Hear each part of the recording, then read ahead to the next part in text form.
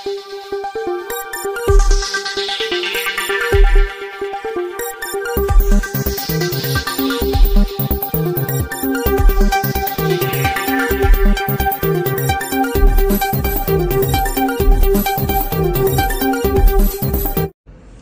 महाराष्ट्र। मी आपला जिल्हा प्रमुख हर्षद कदम। येणाऱ्या 27 तारखेला पाटणमध्ये आपण जन आक्रोश मोर्चाचं नियोजन केलेलं आहे।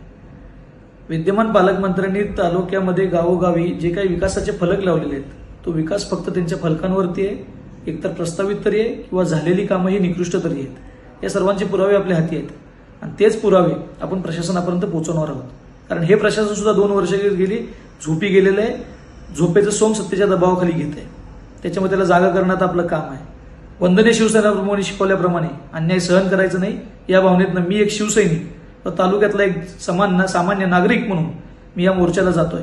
आपण सुद्धा या मोर्चामध्ये बहुसंख्येने सामील व्हावं अशी माझी पाटणवासियांना, विधानसभेतील सर्व नागरिकांना विनंती आहे की तुमचीच भावना तुमच्या गावामध्ये झालेल्या कामांची मी प्रशासनापर्यंत पोहोचवणार आहे।